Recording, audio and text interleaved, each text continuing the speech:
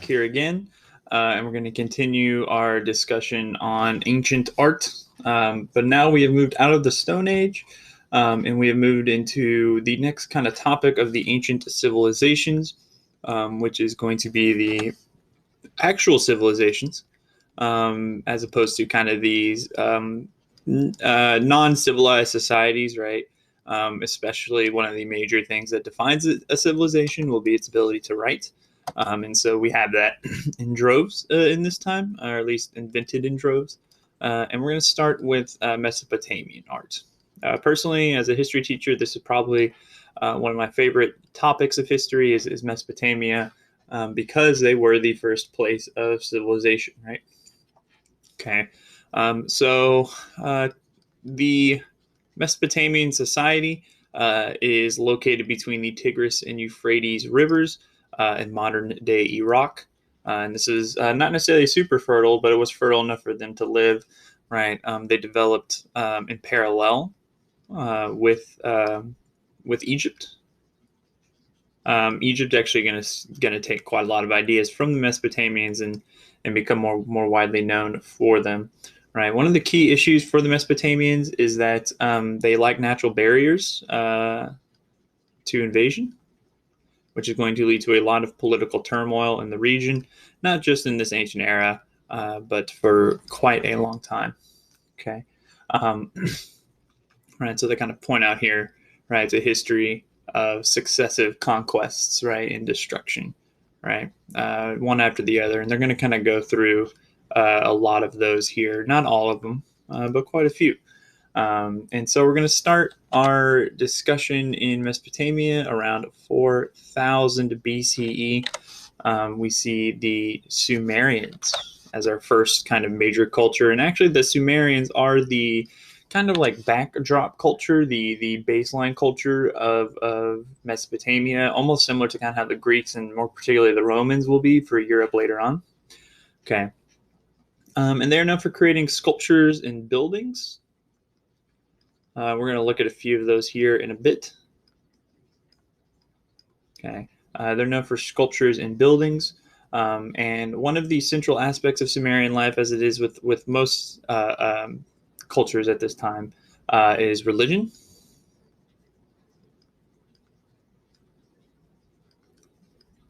All right. Religion is very crucial to life here. And so to kind of display that, and actually really some of the major evidence we have of that is the massive temples that we see at the center of cities.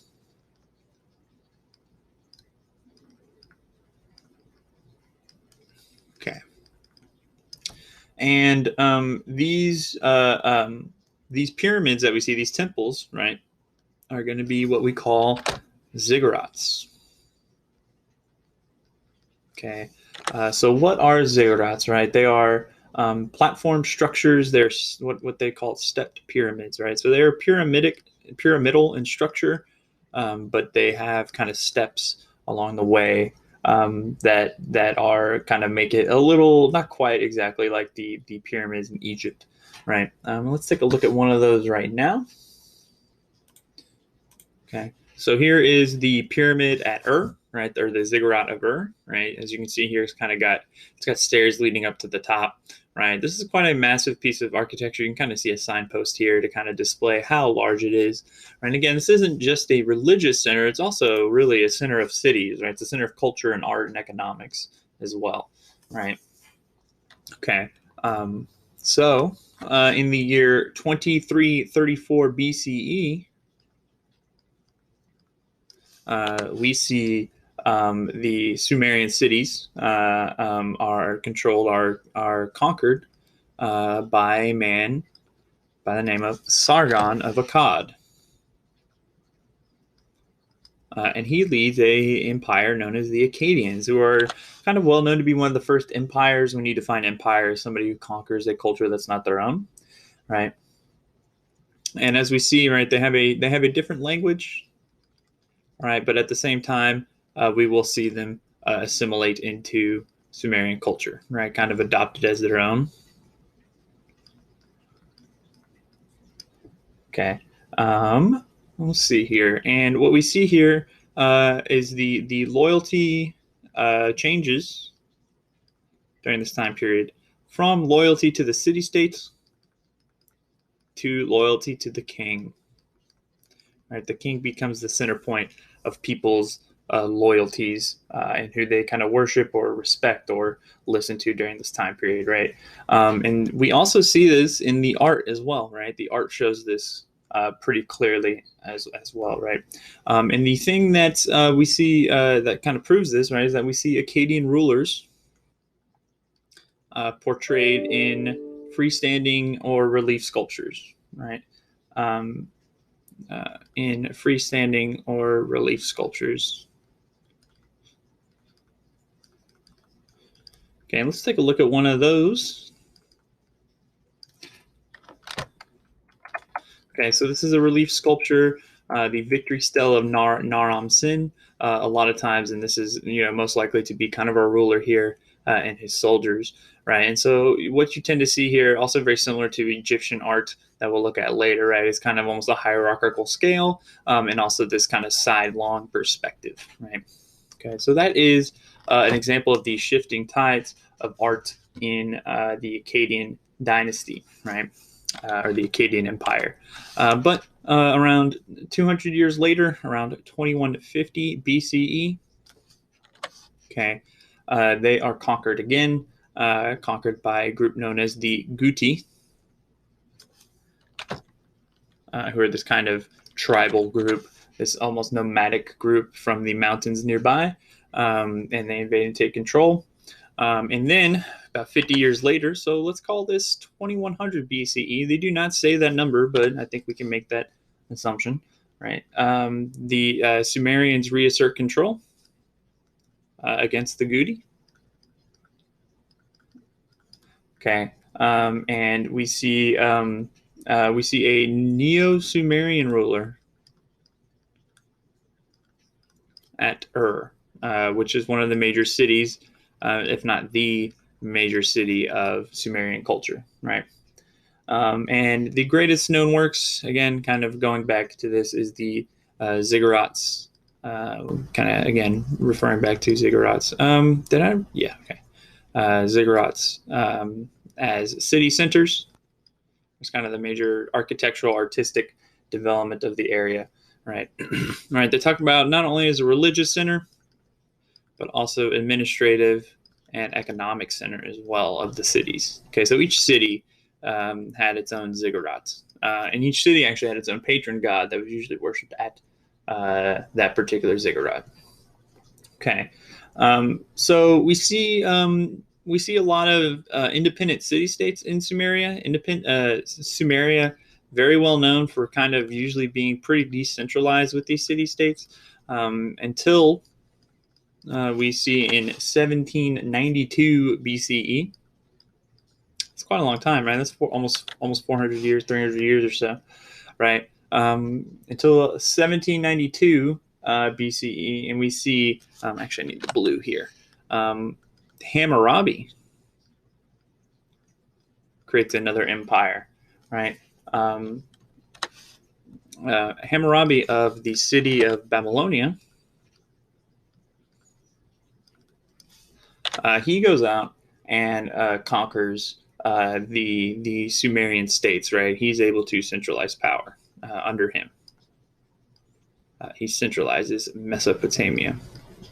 Okay, and to kind of make sure we're not necessarily super confused, Mesopotamia is the geographic region that the Sumerians lived in. So Sumer is the culture, Mesopotamia is the region, right? Okay, Hammurabi, incredibly important. He is known for the oldest known written law code, which is the Code of Hammurabi.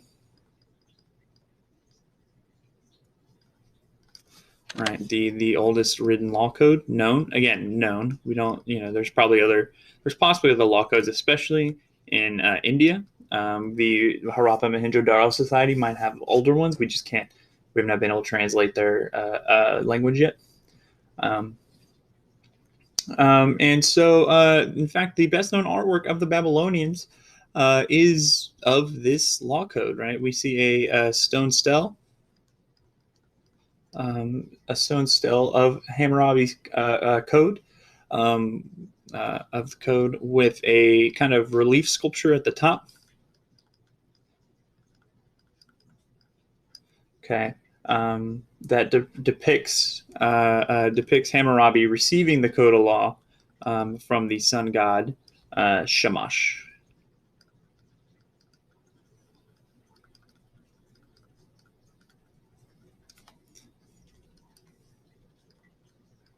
Okay, let's take a look at that. Oop, sorry, I forgot H. Oop, sorry about that. Here it is. Okay, so you can see up here. So a relief sculpture, for those of you guys who haven't yet taken this, we will cover it later. But a relief sculpture is when you have when you have a sculpture that is kind of baked into another or carved out of another piece of stone or marble or whatever, right? So a freestanding sculpture, these characters would not have this background, right? But with a relief sculpture, right, you have them carved into a particular object. And there are also two types of relief. There are kind of low relief and high relief. And as you can see down here, this is the law code written out in the language of the Babylonians and Sumeria at large, which is cuneiform. Okay, so there is the Code of Hammurabi. All right. Okay, so we kind of have this split between southern Mesopotamia and northern Mesopotamia. Okay, so in southern Mesopotamia, right, we have this kind of Sumerian, Akkadian, and Babylonian kind of shuffle we've been talking about. But in the north, we have another group, and that is the group known as the Assyrians. Okay, so the Assyrians are, at this point, the most powerful civilization in the world, right? They talk about the Near East, but really in the world, especially from 900 to 600 BCE. And 600 BCE tends to kind of be a time point where we start to inflect into what we call classical civilizations as opposed to ancient civilizations, right? But they're probably the most powerful in the world, but to kind of make sure we're certainly qualifying that in the Near East or in the Middle East and even Egypt as well, right? They do conquer parts of Egypt at this point. And so their most notable works are relief carvings, which we've been looking at. Relief carvings, like monumental relief carvings, and these tend to depict battles or sieges, right? Kind of victories by the Assyrians against their enemies. Battles, sieges, and hunts. Okay. And then, however, through the 7th century BCE, their power starts to weaken. 7th century BCE, we see their power weaken. Okay. And then and then kind of they lose power at the hands of the, once again, oops, that's the wrong color. Can you go back? Thank you. And from 612 to 538 BCE, so not a very long time, we see the return of the Babylonians, which is also known as the Neo-Babylonians. Okay. And it is the Neo-Babylonians that do the famous, I shouldn't say right famous, the Hanging Gardens of Babylon, which no longer exist, but were considered one of the ancient wonders of the world. I did not have an image for that because, again, they don't exist. But it's almost like looks like a ziggurat with like gardens on it, or it's like a temple with several stories, right? And then another important one.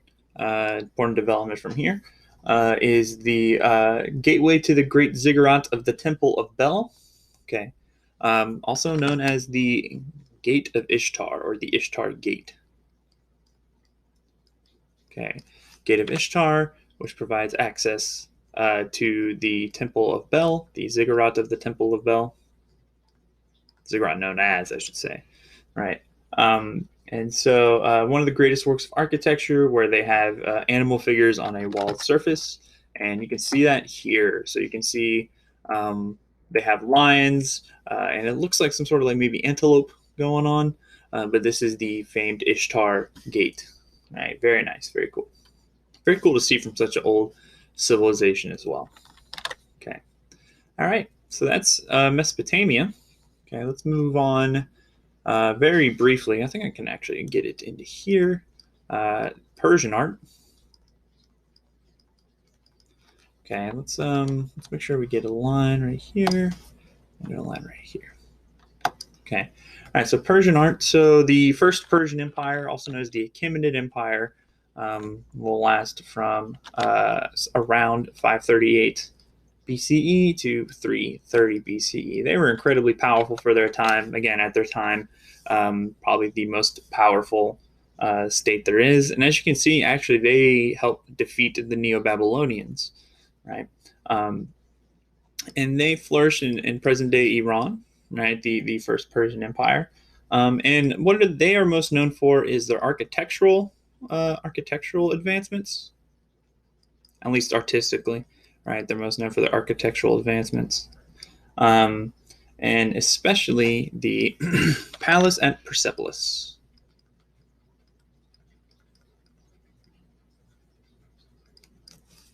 Okay, and it is constructed of stone, brick, and wood, which means that not all of it is today available, but we do see it, and also reflects Egyptian influence. Okay, all right, let's take a look at that. And here is the remains of the temple at, or the palace at Persepolis. Persepolis was the capital of the Persian Empire, the Achaemenid Empire, and this is the same Persian Empire that will eventually go to war against the Greeks, and then will be conquered by Alexander the Great. Okay, so yeah, very quick hit on Persian art, and then for today's last discussion, we're going to talk about Egyptian art.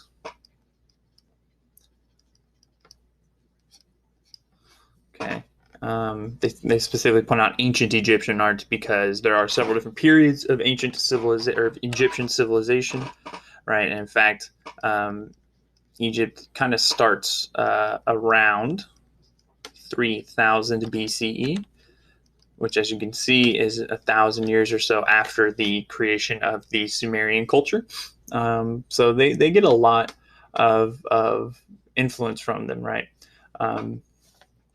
So this era is kind of considered the pre-dynastic period, right? Or sorry, this is the end of the pre-dynastic period and the beginning of the dynastic period. There's three eras of it. There's kind of the Old Kingdom, the Middle Kingdom, and the New Kingdom, but that's not kind of our purposes. We see this kind of society end around the year 332. Specifically due to the conquering by Alexander the Great, kind of ending Egypt as this unique individual culture as it starts to kind of blend in with the Hellenistic culture that Alexander the Great brings with him from Greece. Again, even though he himself is not Greek, he's Macedonian. He is heavily influenced by Greek culture. Okay, all right. So they talk about a lot of recognizable artworks. I am not going to point those out for you. I hope you know what those look like at this point, but I will be pointing some out later. The Sphinx, the pyramids at Giza,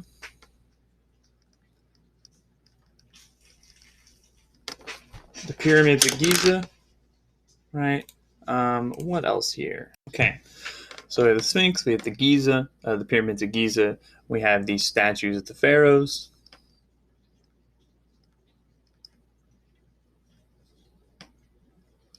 And then we have the portrait head of Queen Nefertiti. Yeah, they kind of just throw these out there, but they don't focus on them, so we're not going to focus on them either. What we do want to talk about, though, is the style of art that the Egyptians focused on, and that is a style known as hierarchical scale. Now, what is hierarchical scale, right? Well, what hierarchical scale is that it uses the status of figures within the artwork to determine their size, right? To determine their relative size within the artwork, right? Basically, what this means is the more powerful or more popular or more well regarded you are, the bigger you will be in the artwork. And the example they want to give us is the palette of King Narmer, which is from the Old Kingdom, so the earliest part of the Egyptian dynastic period. Okay, and we can see that right here.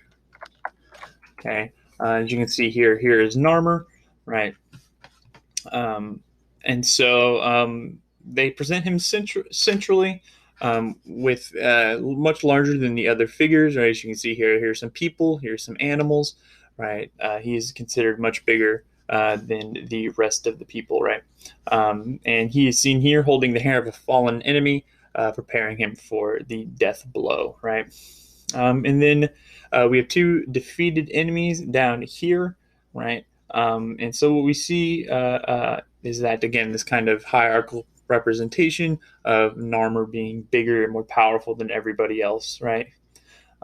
So yeah, let's go ahead and get those written down.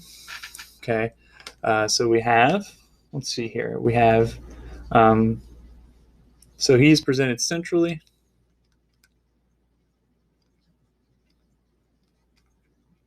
Right, he's again much larger than everybody else. Um, uh, what else do we want to talk about? We want to talk about he is holding the hair of an enemy and about to give a death blow, about to kill him. Right, and then below we see his enemies.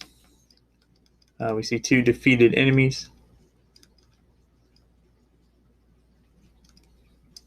Okay, and so the three things that they wanted to kind of point out as being recurring themes of Egyptian art, right, of this particular artwork are the organization of the figures.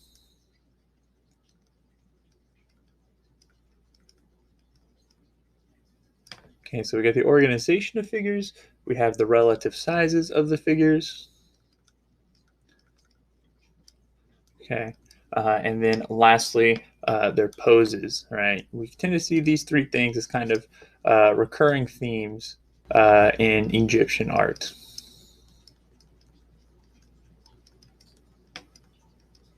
Right, those are kind of the three key components of Egyptian art that we can see in this particular artwork. Okay, and then we also have another technique presented in this particular artwork as well, and that is called fractional representation.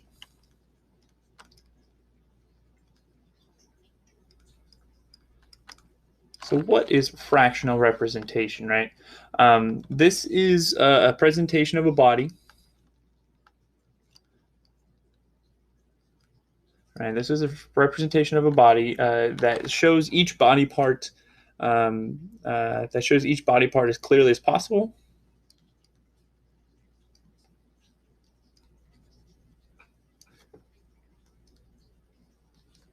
Okay, so we see they kind of talk about here, right? We have almost quite the whole body here of King Narmer and his subjects, right?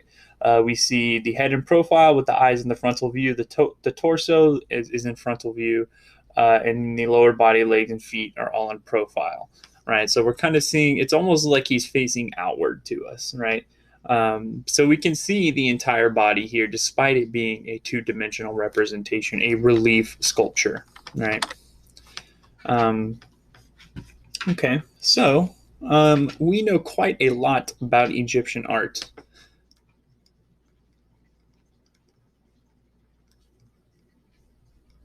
And why is that, you might ask? Well, it kind of refers back to what we talked about in a previous section. mostly that the conditions for preservation were well met in Egypt.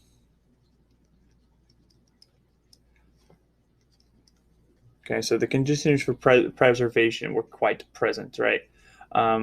So not only do we have the environmental conditions, but we also have some protection for these goods, right? Especially the burial customs, right? The burial customs of Egypt, right? Also had mummification and entombment, right? So you see that we have these very well preserved areas of these tombs, right? And on top of that, they have furniture in these tombs. They have symbolic servants, right? Whether that be people who died with them or some other um, designation.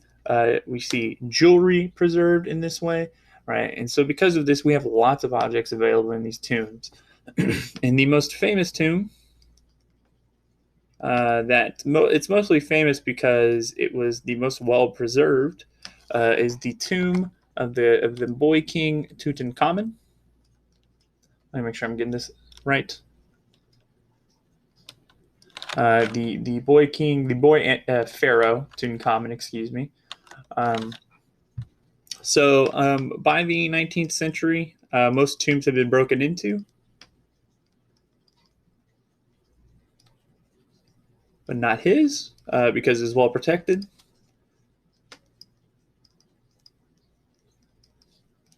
And also, a lot of times you will have previously seen him maybe referred to as King Tut, right?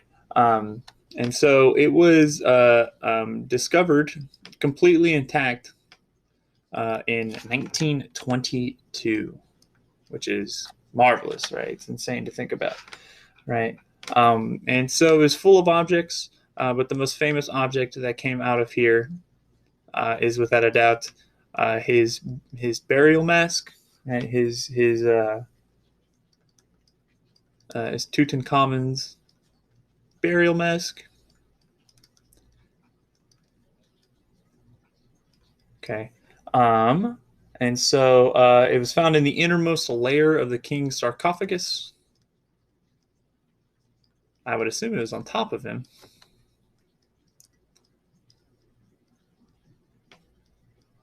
Okay, it's on the innermost layer of the king's sarcophagus, again, on his face and shoulders. And it is made of gold. It's made of gold and decorated with blue glass and also semi-precious stones. I guess they're not as precious as other possible stones, right? And it presents an idealized portrait of King Tut, King Tutankhamun. And let's take a look at that. Okay, so here is the burial mask. Again, all gold. Lots of blue there. The coloring on this is a little off, and I apologize. But lots of blue going on, lots of semi-precious stones, as you can see. Okay. All right. So the last thing we're going to cover in today's section is very brief. It is Nubian art, which I feel like they should expand on this at some point, because what we actually do see in Nubia is a lot of shared similarities with Egypt. They have pyramids very akin to Egypt. They're just a little smaller and narrower. All right. And so they're to the south of Egypt. In modern day, I believe, modern day Uganda, right? And so all they really talk about here is that they are finally being uncovered by as art history becomes more diverse, right? As art history has expanded, right? So they weren't necessarily a big focus of art history for a very long time, but we start to see them lately become much more important, right? And in fact, we do know, for example, that they actually ruled Egypt for a while. And the pharaohs of that time were actually Nubian themselves, right? And that's kind of about all they talk about Nubia. So I highly doubt there's going to be too many questions about Nubia on a given test, but hey, you never know, as you said. And that's going to do it for today. In the next video, we will start to cover the Greeks and the Romans, and then we will get ourselves into. We might also cover Byzantine and medieval art. We'll see how much we're looking at there. But that's going to do it. Thank you guys so much